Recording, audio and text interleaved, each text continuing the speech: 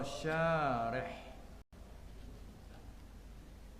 yaitu Syekh Ibnu Abbad An-Nifzi rahimahullahu ta'ala, sebagaimana telah dinyatakan dari awal dulu segala terjemah Syekh Syarih telah pun kita lalui. Kata syarih bila itlaq, bila diitlaq dalam syarah ini dengan kata syarih, muradnya ialah Syekh An-Nifzi, Ibnu Abbad An-Nifzi, sebagaimana telah dinyatakan pada awal muka surat dulu, iaitu pada muka surat 3. Nah, bila sebut apanya dikatakan di bawah ialah yang dikehendaki akannya apabila diitlaqkan akan syarah. Macam sini, dan kata syarah. Siapa syarah? Yang telah nyata dulu iaitu Syekh Ibnu Abbad, iaitu Abu Abdullah Muhammad bin Ibrahim bin Abdullah bin Malik bin Ibrahim An-Nifzi Al-Himyari Ar-Rundi. Maka jaga dah di sana.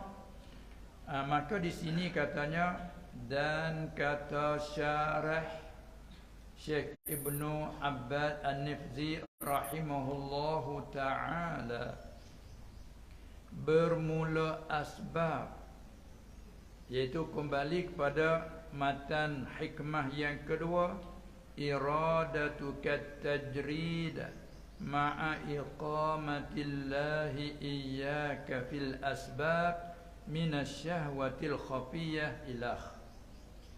Kata Syekh Ibn Abbad, bermula asbab di sini, yakni pada hikmah yang kedua ini, ialah ibarat daripada barang, yakni usaha kerja, yang boleh, yang dapat sampai seorang dengan dia, dengan usaha kerja itu dapat sampai kepada gharad atau tujuan. Itu soalannya mentafsirkan bagi makna gharad. Gharad atau tujuan yang boleh sampai, yang ia dapat sampai.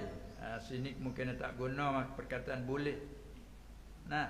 Di sini guna perkataan bisa. Bisa, yang bisa sampai, mana gitu kan? Tapi kita tukar jadi hal tengah sikit, yang dapat sampai. Faham juga kalau kata dapat nah. Dapat tak dapat, bisa tak bisa.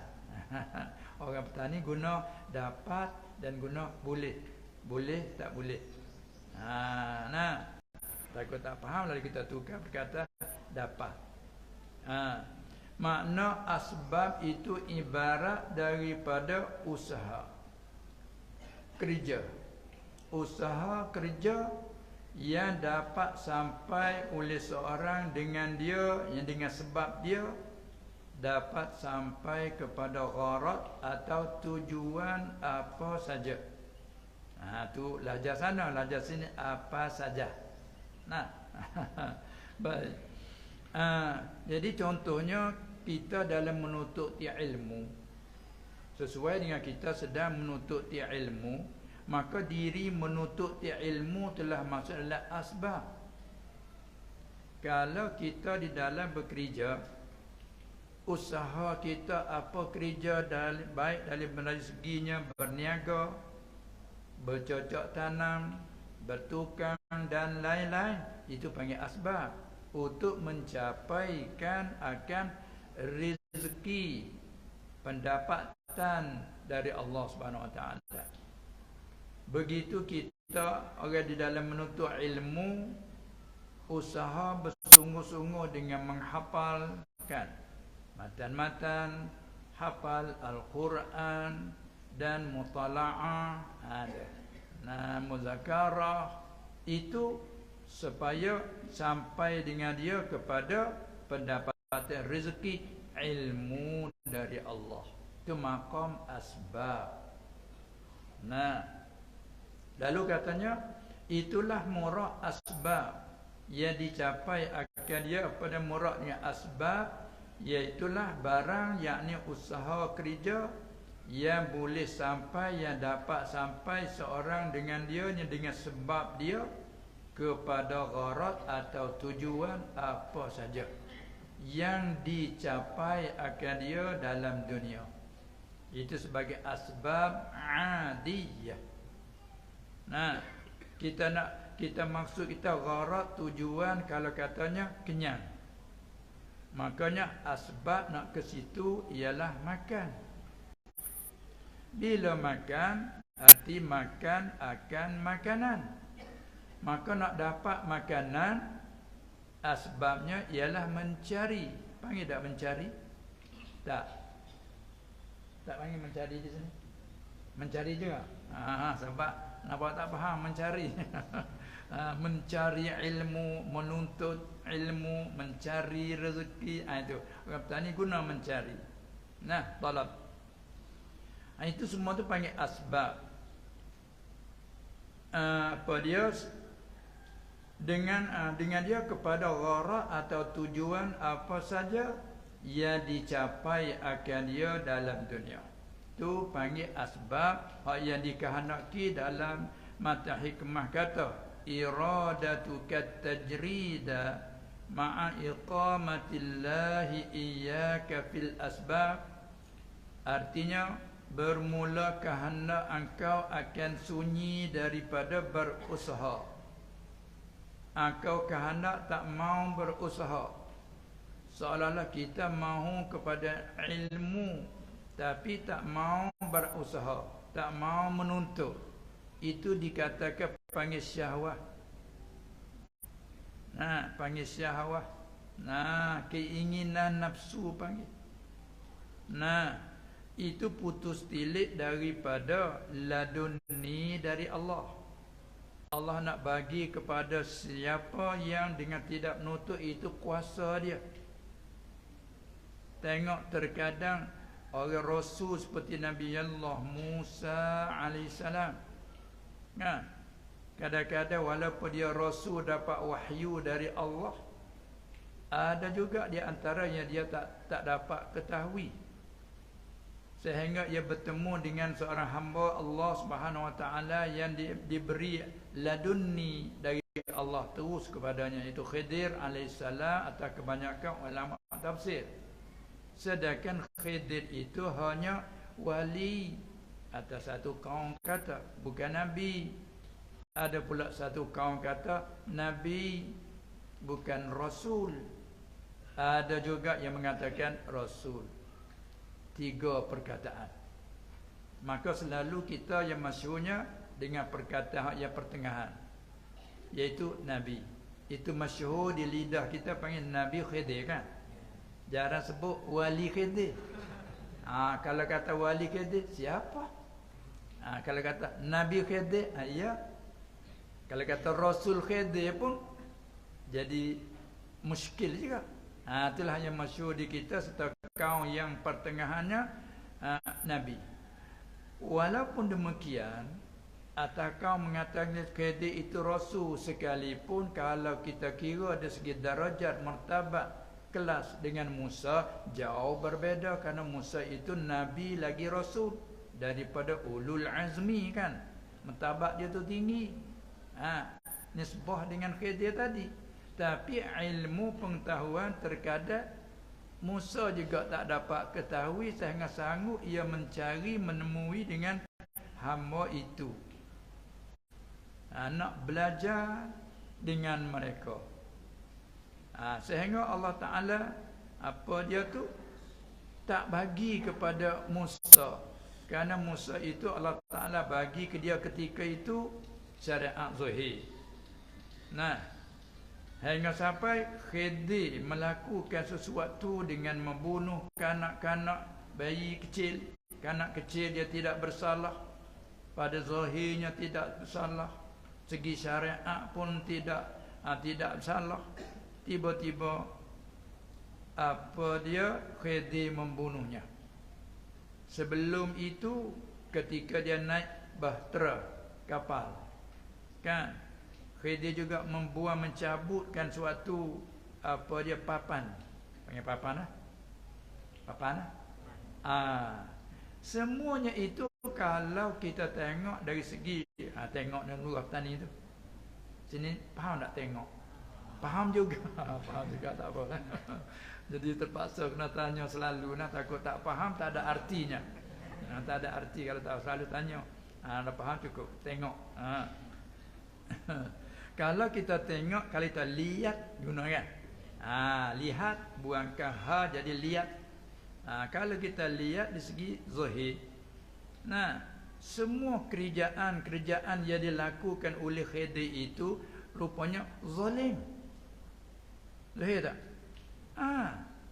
Karena satu tasarruf rentah barang milik orang lain dengan tak diizinkan. Hidup buang, cabut, pecat, panggil kata gila papan itu. Nah, wad'u syai' fi ghairi mahallih, at-tasarruf li milkil ghair bi ghairil izn.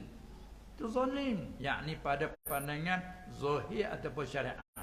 Syariat zahirah ialah zalim. Sebab itulah Musa dia menegurkan. Faham menegur? Menegurkan. Dan juga ketika membunuh anak kecil juga Musa lagi menegurkan. Bagaimana akan membunuhkan kanak-kanak yang tidak bersalah, yang suci bersih? Aqtalta nafsan zakiyatan bighairi nafsin laqad ji'ta syai'an nukra. Itu pada zahir syariat iya. Tapi pihak Khidir tidak menyata apa-apa. Sekadarnya alam aqul laka innaka lam tastati'a ma'iya sabra. Takkan pernah aku berkata bagi engkau, sungguhnya engkau tak kuasa anak sabar. Itu kali yang kedua. Maka akhirnya kalau sekali tegur lagi kali yang ketiga, berarti kita berdua ini tak boleh lagi, kena bercerai dah. Bermakna kata faham dah Musa bahawa apa yang diberi kepada Khidir sewaktu laduni yang dia tidak tahu. Ini diantaranya nak membuktikan bahawa walaupun kita tu alim dalam medan ilmu syariat, kita alim dalam medan ilmu alat bagi ilmu syarak, nahu saraf, tidak nafikan alim. Di beberapa segi kita alim, tapi dalam medan hakikat terkadang kita terhijab. Bukanlah kita semua tu meliputi kan. Wa ma utitum minal ilmi illa qalila. Hanya kita bersyukur di atas kurniaan Allah. Semoga-moga dengan kita syukur itu Allah janji tambahkan lagi kan. Kita syukur. Jangan kita berbangga ujub di atas apa kurniaan yang diberikan. Itu. Kemudian apabila begitu kita faham, akhir sekali sebelum pada bercerai berpisah antara apa dia Khidir dengan Musa itu, maka apa kata Khidir, wa ma fa'altuhu an amri, dan tidaklah aku buatkan sesuatu itu dari semata-mata aku, yakni dari Allah. Dari wahyu dari Allah, ilham dari Allah, suruh melakukan begitu. Serta beritahu pula yang aku bunuh ada maksudnya dan apa dia hikmahnya. Ya, aku buangkan papan tadi, Allah beritahu kepada aku ada hikmah dan manfaatnya. Serta hurai kan sebelum pada itu. Jadi di sinilah menunjukkan bahawa ilmu ini dia panggil satu ilmu yang menjagakan hati dalam berbicarakan tentang ihsan. Iaitu iman, Islam, ihsan. Ilmu ini dia berbicara tentang ihsan. Hingga huraiannya bagi-bagilah. Kemudian di sinilah apa dia tunjuk ajar daripada Syekh Ibn Athaillah pada asal tujuh khas kepada murid-muridnya. Orang yang mau, orang yang bersungguh-sungguh dalam beribadah, amalan sunat-sunat berbentuk qiyam, siyam, bentuknya berqiyam, apa dia bersolat, dan juganya bentuk siyam, puasa, dan juga zikir, segala bagai zikir. Bersungguh-sungguh tujuan hatinya ialah mau kepada balasan nikmat dari Allah Subhanahu wa taala, bukan kerana sesuatu keduniaan. Jadi kalaulah kita amal kerana sesuatu keduniaan, itu dipanggil kata li ghairillah, bukan lillah. Bila lillah sudah pun terangkat daripada sesuatu keduniaan. Hanya kerana akhirat itu sudah terangkat daripada kerana keduniaan, bukan kerana duniawi. Hanya kerana ukhrawi, tapi masih terletak di atas mau kepada syurga akhirat. Dan tujuannya supaya selamat daripada azab akhirat. Ini bukan kerana dunia, hanya kerana ukhrawi, tapi masih rendah martabatnya. Kerana mau lagi kepada sesuatu, tapi tidak bersalah kerana sesuatu itu telah dijanji oleh Allah. Wa basyiril ladzina amanu wa 'amilus salihati anna lahum jannatin tajri min tahtihal anhar. Sehingga perintah kepada baginda Rasulullah sallallahu alaihi wasallam supaya tabsyirkan. Wa basyir, artinya di sini panggil apa? Basyir. Kabar saja tak cukup. Kabar gembira. Artinya wabasyir, dan menggembira olehmu, kabar olehmu dengan berita gembira, dengan khabaran gembira. Kepada siapa? Wabasyiril ladzina amanu, akan orang-orang yang telah beriman, percaya dengan 6 kepercayaan. Bila itulah al-iman, maklumnya iaitu billah ila akhir, dengan 6 kepercayaan. Kalau tidak cukup satu, bukan arti beriman yang sebenar-benarnya. Wa 'amilus salihat, la tambahan lagi, dan kerja-kerja yang baik. Baik tak baik situ dibentangkan dengan syariat. Engkau gembirakan akan mereka itu bi anna lahum jannatin tajri ilah. Itu mana Allah perintah kepada Nabi sallallahu alaihi wasallam supaya menggembirakan. Artinya syurga itu adalah disedia oleh Allah untuk orang yang beriman dengannya, dan dengan barang yang lawazim baginya, serta pula amal soleh. Kemudian kita beramal, beribadah bersungguh-sungguh, hatinya, gharaknya, tujuannya ialah syurga. Maka ini termasuk dalam kata kerana Allah, bukan kerana keduniaan. Tapi kalau campur, itu, air bila masukkan saka, campur dah lah. Campur lah. Masuk saka, sini panggil saka juga, kita guna saka lah. Macam petani lah tu, setengah kata sebut saka tak faham, kena sebut gula. Sini saka lah. Macam air ni air biasa. Air biasa, air putih, air biasa, tidak ada campuran apa-apa. Sofi, tidak ada campur, 100%. 100% sini panggil apa?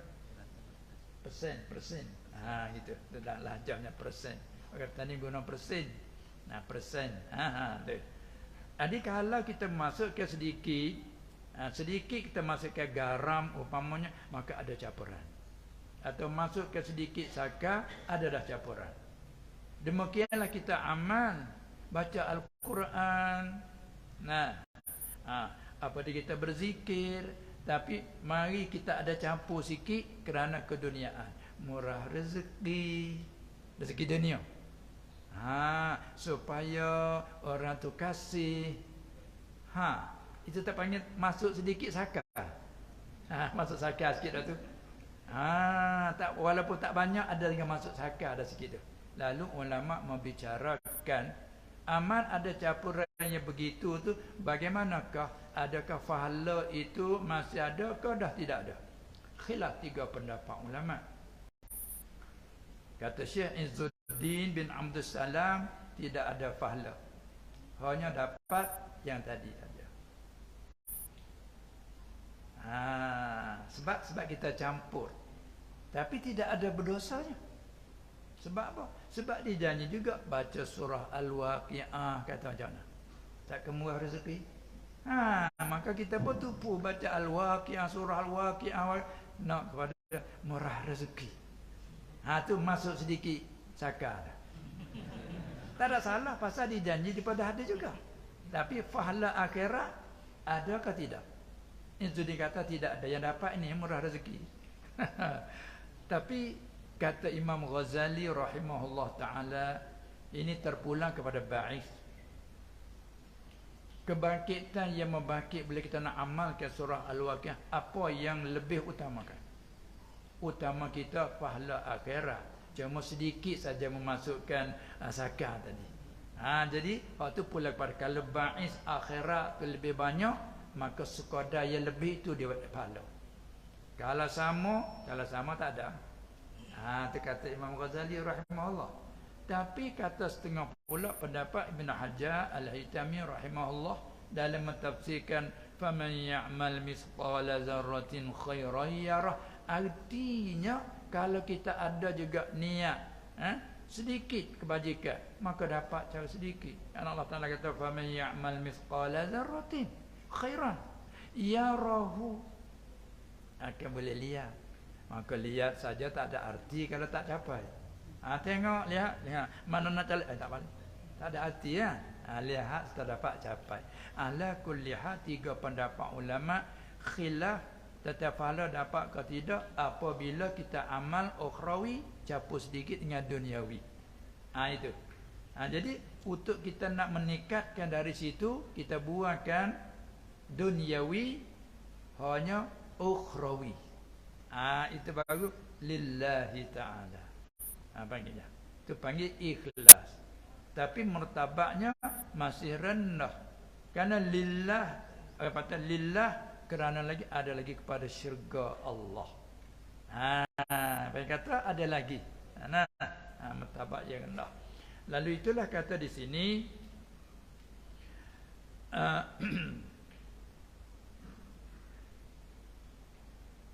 dan tajrid itu ibarat daripada tiada bekerja dengan segala asbab. Bagi demikian itu asbab bagi apa dia dapat sampai kepada gharak atau tujuan. Oleh itu maka yang kalau mengaji ibarat dia panggil apa dia tafri'. Setelah akau faham iza alimta ma zukira ataupun al-ma'na al-mazkur, apabila setelah kau faham huraian tentang makna pengertian tajrid yang dikehendaki ialah tinggal berusaha, tak berusaha. Manakala asbab ibarat daripada berusaha. Sebab apabila faham di situ, maka barang siapa, ini lajah sana Kalau nak turut sini ingat maka lah dah. Maka barang siapa, macam tu kan. Maka barang siapa yang telah pilih dan letak akan dia akan barang siapa oleh Tuhannya al-haqqu ta'ala ayil mutahaqqiqu wujuduhu, apa tu? Sabit. Tuhannya yang sebenar-benar. Apabila Allah pilih akan seorang barang siapa itu pada segala asbab dan berkehendak ia barang siapa yang telah pilihkan oleh Tuhan pada asbab, berkehendak ia akan keluar daripadanya, daripada segala asbab. Hukumnya maka bermula yang demikian itu, demikian berkehendak akan keluar tu, itu adalah ia daripada semata-mata syahwah dan keinginan nafsu. Seolah-olah ataupun seakan-akan kita berhak memilih hak sendiri. Ini mana kurang beradab lah. Nah, contoh kalau kita selaku ayah, bapa, apabila kita ayah, bapa ni menentukan sesuatu kepada anak, sepatutnya anak guna adab, terima saja. Nah, tetapi nampak lahirnya tidak senang hati, ini kurang beradab. Tak sahkan hati kata, kenapa ayah buat macam ni? Kerana apa? Ayah letakkan saya di sini. Itu lagi. Sekadar kata air muka berubah pun nampak dah tak senang hati kan? Ayah letak kamu di sini. Yang kamu di situ. Dua-dua orang anak kamu patut di sini. Yang satu lagi di situ, di sana. Tiba-tiba kata yang satu, kenapa ayah letak saya di sini? Ini apa ni? Ini perkataan rupa-rupanya kritik dah. Iktiraf. Menunjukkan tak senang hati terhadap ayah. Hanya sekadar kata, mu duduk di sini. Duduk tapi dengan air mukanya masam. Pun nampak dah tak senang hati. Ini kurang beradab. Maka kita tak sampai makam situ dah. Tapi kalau orang yang tinggi martabaknya, ikut je. Ikut saja. Ayah letak sini, ya ikut saja. Ya sini, ikut saja. Tera panggil patuh sepenuh-penuh hati. Maka inilah mana kata bila Allah letakkan kita pada makam asbab, kita hanya tupulah kepada letakkan ataupun lantikkan Allah itu. Itu dari segi adab batin. Dari segi adab batin. Kata lagi, kalau kita kahnak akan keluar daripadanya, keluar. Kalau gap tani panggil kelima, terbit. Terbit. Sini guna juga. Guna keluar. Terbit. Terbit. Kadang-kadang guna dua sekali. Terbit keluar. Terbit keluar. Ada guna sekali. Terbit luar. Gap tani gitulah. Dia buang pula kah tu. Dia buang kah tu. Terbit luar. Tu bahasa tani asli tu. Baik. Katanya berkehendak ia akan keluar daripadanya, daripada segala asbab. Sedangkan asbab itu Allah melatihkan kita padanya. Tiba-tiba kita mau keluar daripadanya. Namanya apa hukum tu? Hukumnya maka bermula yang demikian itu, demikian berkehendak akan keluar daripadanya tu adalah ia daripada mana setengah, daripada semata-mata syahwah dan keinginan nafsunya. Mana kata masih lagi nafsu kita tu ammarah. Ataupun lawamah. Tinggi sikit pada itu lawamah. Belum lagi kamilah, jauh lagi dengan kamilah. Kan? Itu untuk kita nak kenal diri sendiri. Atau apa kata ukuran ataupun panggil apa lagi? Pedoman. Nak pedoman? Pedoman. Pedoman. Tu kata ni pun guna juga. Itulah satu pedoman untuk kita nak kenal diri sendiri. Jadi kalau apa yang dilatihkan oleh pembesar, oleh pemimpin kita, tak suatu kita nampak tak puas hati, kenallah diri kita, nafsu masih lagi ammarah. Kan? Apalagi terhadap Allah Subhanahu Wa Taala. Ada panggil itu setengah daripada semata-mata syahwah dan keinginan nafsunya. Kait satu lagi, syahwah yang tersembunyi. Sifat tersembunyi. Sebab apa dikatakan syahwah? Dan sebab apa pula dikaitkan syahwah yang tersembunyi? Tiap-tiap satu ada huraian di bawah. Kata lagi, dan sungguhnya dikatakan, ini apa ni, nak hurai tentang soalannya di soal, apakah dikatakan daripada syahwat?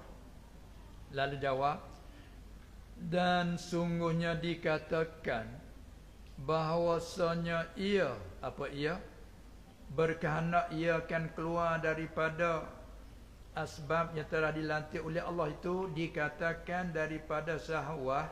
Sebab apa? Illatnya kerana tiada redha, kerana tiada rela, tiada rela, dan tiada tetapnya seorang barang siapa itu tak tetap, tak rela atas penentuan Tuhan Al-Haqqu Ta'ala. Situ. Nah, panggil tak redha. Sedangkan kita dalam zikir kita harian ada tak amal dengan raditu billahi rabba? Ada tak amalan tu? Ada. Raditu billah itu amalan lidah. Tapi makna raditu lillah tu sampai ke kepada hati. Kalau sampai makna tu ke sini, kerana raditu billahi rabban. Aku rela Allah itu Tuhan aku. Tu makna dia tu arti dia, Kan mana pengertian ucapan tu kalau siapa di sini ikut apa saja. Tiba-tiba kita zikir raditu billahi rabba wa bil islami dina, kan, wa bi Muhammadin sallallahu alaihi wasallam nabiyya. Ada satu riwayat rasulah, ada setengah himpun, kan, wa bi Muhammadin sallallahu alaihi wasallam nabiyya rasulah. Himpun kedua riwayat, ada setengah aman. Jadi tepat yang kita bicarakan ialah tentang raditu billahi rabba. Raditu, aku redha. Bertanya kata aku puas hati. Sini kata aku senang hati dengan Allah itu Rabb. Apa Rabb? Rabb dia panggil apa? Tuhan. Tuhan tu apa pula arti? Sekali lagi huraian. Cuba huraian sekali lagi. Tuhan. Huraian Tuhan tu apa daripada Rabb tu? Kalau orang petani panggil Tuan punya.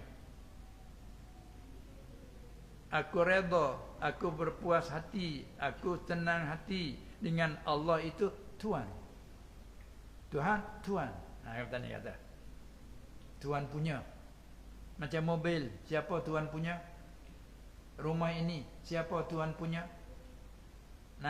Kitab ni, siapa Tuan punya? Kan? Tak ada sesuatu dengan tidak ada Tuan punya. Secara hakikatan Allah Rabbil Alamin, bukan? Kita dah baca selalu, kita baca Fatihah tu. Tak ada pergi jauh ayat lain. Ayat di Fatihah. Alhamdulillah Rabbil Alamin. Puji-puji itu hanya bagi Allah. Siapa Allah itu? Rabb. Tuhan terjemahnya. Huraiannya Tuhan punya sekalian alam. Itulah aku yang puas hati pasal dia Tuhan punya. Kita kepunyaan dia. Tak kala ia Tuhan punya, kita alam semua kepunyaan dia. Kalau ditafsirkan Rabb juga dengan mana Khaliq. Rabbil Alamin ay Khaliqul Alamin, Khaliqil Alamin. Arti yang menciptakan sekalian alam. Arti kita ni juga ciptaan dia. Khaliq makhluk. Khaliq pencipta. Manakala kita makhluknya, arti ciptaannya. Kalau ditafsirkan dia Rabb dengan mana Malik, Tuan punya, kita mamluknya, kepunyaannya. Ditafsirkan juga Rabb dengan nama Murabbi, yang mendidik, yang membela. Mendidik, panggil nama mendidik. Murabbi. Macam guru-guru, murabbi yang menterbiahkan anak-anak, menterbiahkan murid-murid. Pelajar-pelajar, santri-santri. Maka guru panggil murabbi. Maka bila Rabbil Alamin, tafsir makna murabbi, artinya hakikat Allah yang mendidik, yang membela, yang mengasuh. Panggil juga mengasuh. Panggil tak? Panggil juga. Itu murabbi, yang mendidik, yang membela, yang mengasuh, yang mengajar. Artinya, arti kita ini kalau kata dia yang mengasuh, arti kita ni di bawah asuhannya. Bila dia tu yang membela, arti kita ini belaannya. Tafsir lagi lah. Tiba-tiba raditu billahi rabbah. Tu masalah ucapan tadi. Kalau dalam sebuah binatang, kita panggil apa dia? pembela.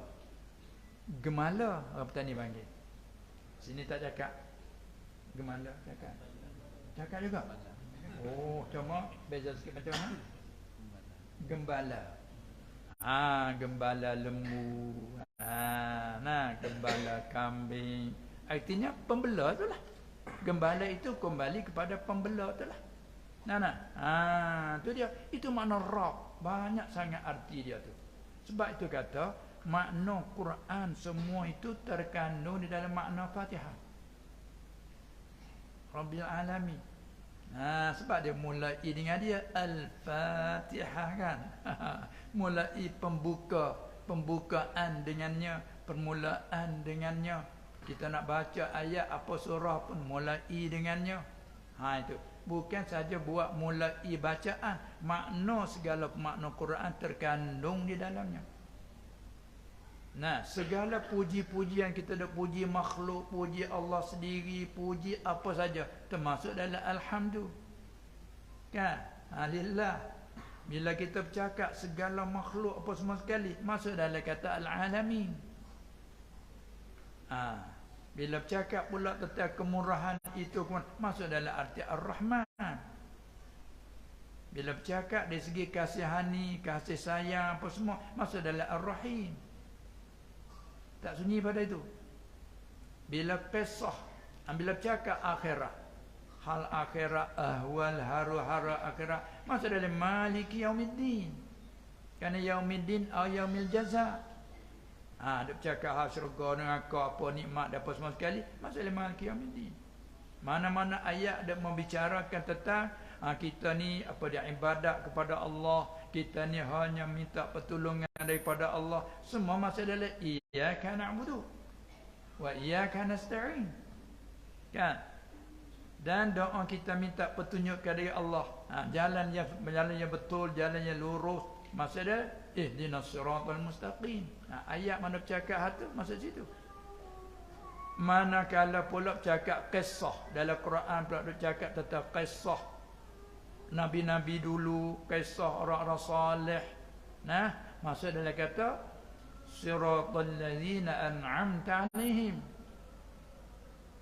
Manakala cerita hal kufar, apa dia nya orang-orang kafir, ahli neraka semua, orang sesat, maksud dalam al-maghdubi 'alaihim, ghairil maghdubi 'alaihim.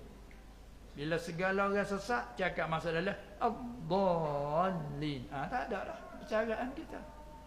Dia kata Fatihah ni masya-Allah. Sebab tu kalau ditanya apa saya nak amalkan, Fatihah. Itu selalu tu. Itulah maknanya. Itu makna kata apa tadi? Iaitu bicarakan tentang Rabb. Terjemahnya Tuhan. Oleh kerana tulis tawahanu, kita baca tu ejaan tulisan Tuhan. Maka apakah artinya? Kita kembali kepada Arab. Rabb ditafsir dengan Khaliq, Rabb ditafsir dengan Malik, tafsir dengan Murabbi, tafsir dengan Khaliq, semua tu mengandungi. Maka munasabahlah kita apabila jalan beradab, hanya kita diamkan saja.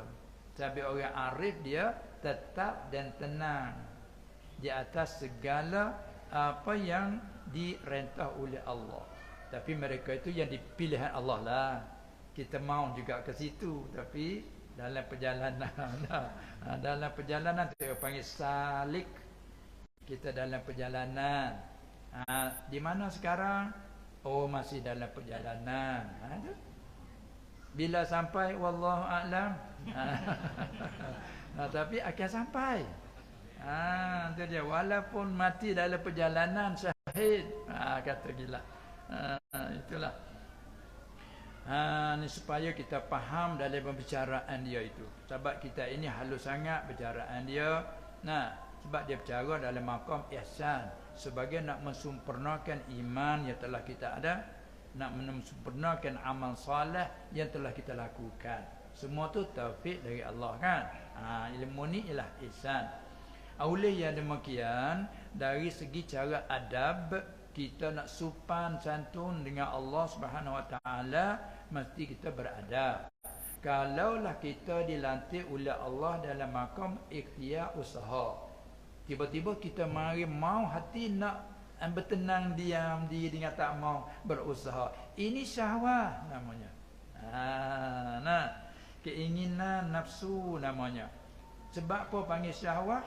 Kerana tiada redha, tiada rela dan tiada tetapnya barang siapa atas penentuan Tuhan Al-Haq Ta'ala, dan berkehendak ia akan menyalahi yang demikian itu. Tengok kalau kita contoh selalu di sini, mula-mula sampai tadi, kalau turut rancangan di sini apa dahulu? Apa terlebih dulu?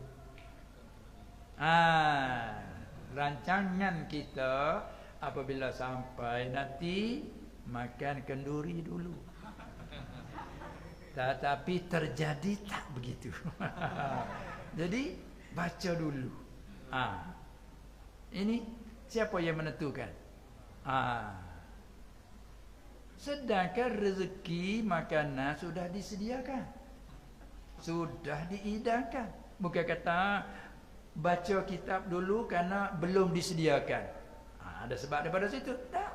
Semua tertunggu-tunggu. Tapi masa yang ditentu oleh Allah tak sampai lagi. Untuk rezeki tadi nak melalui ke hukum kita, tak sampai masa yang telah ditetap oleh Allah. Jadi orang petani kata pusing cerita. Pusing cerita. Daripada rancangan tadi berubah. Apa yang berubah kepada bercara dulu. Kan? Ini untuk jadi selalu ilmu. Boleh ambil selalu, tak payah Quran hadis lah. Nah, itu dia. Baik.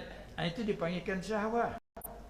Seolah-olah kata kita ni tak senang hati dengan penentuan yang ditentu oleh Allah. Wallahi kita dalam akidah kita sudah, kita percaya semuanya, tapi maqam ihsan masih lagi samar-samar dalam maqam ihsan. Maka akidah apa dia makrifat ammah dah pun siap tetap satu. Dan apakah sebab dikatakan syahwat yang sembunyi? Kan dikait tadi daripada syahwat yang tersembunyi.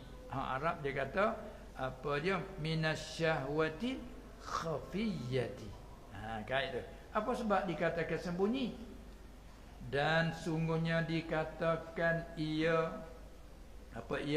berkehendak akan keluar daripadanya tu dikatakan syahwat yang sembunyi. Kenapa dikata sembunyi? Kerana bahwasanya ia berkehendak itu, kehendak akan keluar tu tiada qasak dengan yang demikian itu akan mencapai dan mendapatkan kerana tiada qasak dengan yang demikian itu akan mencapai dan mendapatkan habuan dunia. Bukanlah maksud menak kepada dunia. Dan hanya qasak ia barang siapa tadi dengan yang demikian itu, dengan demikian apa berkehendak keluar terbit daripadanya tu, qasak akan taqarrub. Apa taqarrub? Kelima Arab, yakni akan mendekati diri ataupun mendampingi diri kepada Allah Subhanahu Wa Taala. Qasak baik. Elok qasak tu. Qasaknya nak berdamping diri kepada Allah. Tengok kalau kita di dalam masyhur dengan pekerja, tak boleh nak mendampingi diri sedekat-dekatnya. Lalu tu kita kena buangkan kerja baru kita boleh mendampingi diri. Arti qasak kita itu baik, tapi tempat silap di mana? Jadi tempat silap kita seolah kita mendahului daripada pilihan Allah. Situ. Sebab tu kata dia sembunyi kerana bahawasanya ia barang siapa yang mahu keluar daripadanya tu, apa yang kata dia tiada qasak dengan yang demikian itu akan mencapai dan mendapatkan habuan dunia, yang panggil huzul duniawiyah. Tidak begitu. Dan hanya qasak ia barang siapa dengan yang demikian itu, dengan nak keluar daripadanya tu, qasak akan taqarrub. Apa taqarrub? Yakni akan mendekati, mendampingi diri kepada Allah Subhanahu wa taala dengan keadaannya atas hal kelakuan yang lebih tinggi dengan sengkanya. Seperti kita sekarang kelas 4. Cita kita nak naik kepada kelas 6. Dengan tidak diakad oleh guru, oleh penterbiah kita. Ini apa yang kata apa ni? Syahwat. Kalau orang petani kata, "Oi, muna angin tinggi ni." Tak sepatut dengan badannya. Itu maksudnya. Tapi cita dia tu hemahnya tinggi, itu bagus. Tidak dia maksudkan yang lain. Kan? Sebab dalam syarak kita disuruh mentarghib, menggalakkan, bersemangat supaya ia tu rajin, bersungguh dalam menuntut ilmu, bersungguh dalam bekerja. Tapi mau dia tu tinggi, itu dia panggil di situ kurang beradab. Itu je. Hanya kita diam saja. Kalau guru angkatkan kita dengan tak melalui peperiksaan, kamu sekarang keluar daripada kelas 4 ni, pergi duduk di kelas yang 6 tu. Orang bertanya panggil lakah kelas. Orang bertanya panggil. Maka tak apa kerana guru angkat kita. Dengan tidak ada peperiksaan, maka dia nak angkat bukan semata-mata dia angkat ke dia tengok. Si anu ini otaknya bijak. Patut dia angkatkan dia dari 4 ke 6 selalu. Tetapi terkadang sengaja. Kadang ada juga periksa dia tu dapat, tapi sengaja guru tidak menaikkan. Periksa dia dapat, tapi dia sembunyikan markah. Budak ini masih lagi kelas 4, periksa tak naik kelas. Duka cita sekaligus kan. Tak rasa duka, sekaligus rasa tak mau belajar dah di situ. Kerana kita rasa-rasa bagi kita tu dapat. Sengaja guru tak menaikkan kerana apa? Beberapa hikmah. Sebab itu bagi orang ahlillah, dia mengaji dalam bentuk kelas. Sampai masa periksa, dia sengaja tak periksa. Tak sanggup periksa. Kalau periksa dia naik kelas, tapi dia tak mau. Dia nak mengaji lagi kelas yang sama 2 tahun. Supaya nak tahqiq ilmunya. Itu macam kita belajar di pondok-pondok. Di sini panggil apa? Pesantren. Kita belajar di pondok-pondok, kitab yang dipelajari itu habis ulang lagi. Habis ulang balik, tamat ulang balik. Tak tahu kata kelas berapa. Kelas 1 daripada awal sampai 10 tahun. Kaduk di tiang tu tiang gitulah. Berapa tahun kamu belajar? 10 tahun. Kelas berapa? Kelas 1. Macam mana 10 tahun? Ya 1. Dari tahun pertama, tahun keempat, di situlah aku belajarnya. Tak ada naik kelas, itulah. Kita habis ulang lagi. Tak tahu kata apa dapat kelas apa. Tapi ilmu tahqiq baginya. Dengan dia tahqiq ilmu, walaupun kitab yang dia tak pernah pelajari, dia boleh baca. Dia faham. Ini mau pada tahqiq ilmu. Tapi kalau bagi atau kelas keduniaan, mau apa dia panggil berlomba dari segi kelas lah. Kadang-kadang nak marah pada guru. Bagaimana ustaz? Saya sepatut naik kelas apa ni saya tak dapat. Marah pada guru. Kadang-kadang marah pada guru. Kenapa guru buat soalannya payah? Menyebabkan saya tak dapat. Ini masalah kerana kita mau kepada sesuatu nak turut sekahanak hatinya. Ini tak beradab. Allah, nantilah dia. Ini ilmu ni bukan apa, iaitu nak mencatatkan kebersihan hati. Itu dia. Tak ada jadi apa dia bercanggah dengan syariat zahir. Cuma sekaligus kita tak pandai nak himpun tu, rasa sepa bercanggah. Kan? Walau tidak. Jadi tepat dikatakan syahwat yang sembunyi kerana ia tiada qasak mencapaikan habuan dunia, tidak. Hanya qasak ia dengan demikian akan taqarrub, akan mendekati diri hati kepada Allah. Maksud diri hati, mendekati diri hati kepada Allah Subhanahu wa taala dengan keadaannya atas hal yang lebih tinggi, tapi lebih tinggi dengan sengkanya, tapi di sisi Allah tidak. Tetapi sungguh pun qasak ia tu begitu, panggil istidrak. Sungguh pun ia tu qasak akan taqarrub, eloklah qasak tu. Tetapi luput akan dia, akan barang siapa dengan itu qasak tu luput oleh adab, sopan. Nah, sini panggil sopan. Sopan santun. Nah, akhlak mulia. Nah, luput akan dia oleh adab. Luput adab sebab apa? Dengan sebab tiada tetap di atas penentuan Allah Ta'ala. Macam contoh lagi saat ni, rancangan kita nak makan keduri dulu. Ada yang belum makan. Kenapa tak? Ada yang belum makan, duk tunggu-tunggu nanti nak makan. Tiba-tiba programnya diubah kepada sementara lagi. Nanti alung perut punya. Orang tanya kata alung perut sini panggil apa? Panggil apa? Sakit. Ni kruk dalam perut tu. Terlalu lapar. Panggil apa? Lapar. Orang petani kata alung perut punya. Tu lapar lah. Dah lapar. Ni lapar pula tambah. Lambat lagi masuk. Tu dia. Tu apa yang kata kerana tiada tetap di atas penentuan Allah Ta'ala. Jadi kalau untuk kita menjawabkan nafsu kita tadi sendiri, kita jawab, kamu kehendak sesuatu, Allah kehendakkan yang lebih baik. Nahnu aradna syai'an wallahu arada syai'an ay syai'an akhar wallazi aradallahu khairun. Ingat begitu untuk kita menghadapi nafsu kita sendiri. Tengok, ini penentuan kita, rancangan kita, tak boleh mengatasikan kehendak Allah. Sekalipun kita mau, tak dapat. Supaya kita jadi ajaran kepada nafsu kita sendiri. Itu mana tiada tetap, tepat dia kurang beradabnya dari segi sebab tiada tetap di atas penentuan Allah Ta'ala itu. Daripada apa tu penentuan Allah? Daripada pilih dan letaknya Allah Ta'ala akan dia akan barang siapa letak pada segala asbab. Allah Ta'ala letak situ dan hendak naik ia kepada maqam atau pangkat yang tinggi yang tiada layak ia.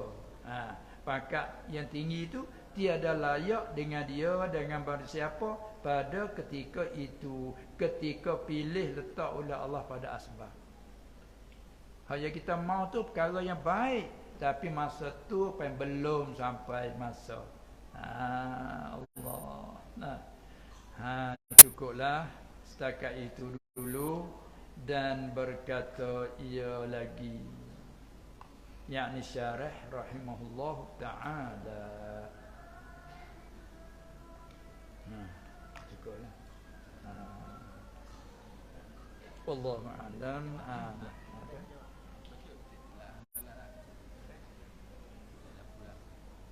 Macam mana?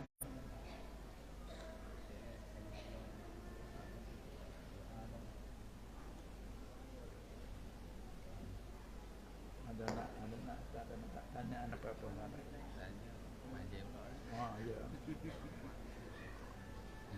Seperti biasa, adat kebiasaan bagi saya apabila sudah membaca sedikit kitab, biasanya diberi peluang lagi untuk soal-soalan. Biasa tu begitu. Tapi kali ini berkalinya luar biasa. Itu biasa begitu. Ini luar biasa kerana memandang kepada tadi. Tu yang kita dalam kelaparan sekarang tu. Kita beri pertimbangan kepada yang tu. Sekalipun tak tahu lah ramai-ramai ni siapa dia, tapi kita beri pertimbangan kepada yang tu. Dan sekadar itulah saja. Dan insya-Allah taala lain kali dengan izin Allah Subhanahu Wa Taala kita akan bertemu lagi. Semoga-moga kita ramai-ramai berdoalah dengan semoga ditunai oleh Allah Subhanahu Wa Taala. Perkara yang akan datang kita tak tahu, tapi walaupun masya-Allah kan apa barang yang telah tentu oleh Allah akan berlaku. Wa ma lam yasha' lam yakun. Barang yang tidak menentu oleh Allah, tidak kehendaki Allah, tak akan berlaku sekalipun kita mau sekuat-kuatnya pun. Dengan sekadar itu cukuplah dulu. Sekian. Wabillahi taufiq wal hidayah wan najatu minan nar. والفلاح.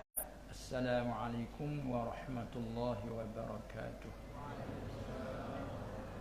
بسم الله الرحمن الرحيم.